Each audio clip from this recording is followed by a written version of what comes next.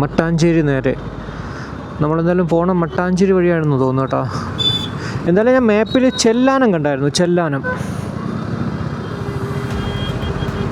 പക്ക coastal റോഡാണിത്. കടലിൻ്റെ സൈഡിൽ കൂടെ ഉള്ള റോഡാണ്.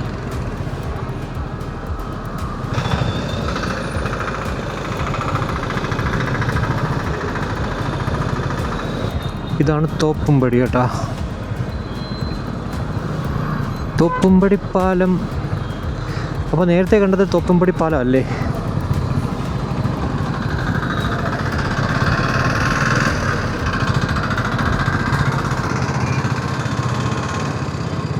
ഇവിടെ നിന്ന് ലെഫ്റ്റ്. എനിക്കൊന്ന് നേരെ പോയാലായിരിക്കും മട്ടാഞ്ചേരി.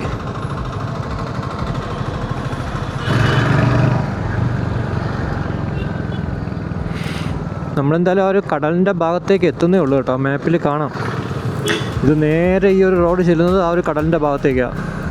നമ്മുടെ ആനത്തലോട്ടം ബീച്ച് റോഡിൽ നിന്ന് പൂന്തറയിലോട്ട് ഇറങ്ങുന്ന അതേപോലത്തെ ഒരു വഴി ആയിരിക്കണം മിക്കവാറും. എന്തായാലും പുഴയൊന്നുമില്ല, നേരെ ഈ റോഡ് തന്നെയാണ്.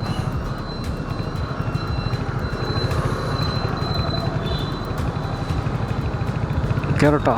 യെസ്, കേറിക്കോ.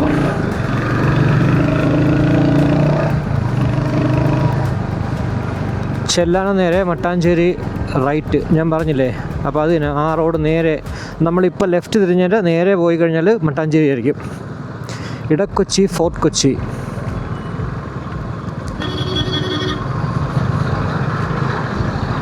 തോപ്പുംപടിയൊക്കെ അത്യാവശ്യം നല്ല ഒരു വലിയ ടൗണാണ് കേട്ടോ.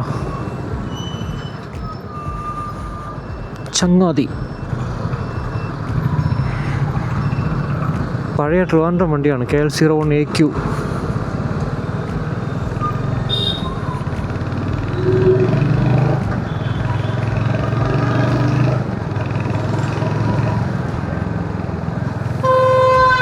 ഈ ഒരു ബീച്ച് റോഡ് വലിയ തിരക്കില്ല എന്ന് വിശ്വസിക്കുന്നു. എന്താണെന്ന് അറിയത്തില്ല, നോക്കാം.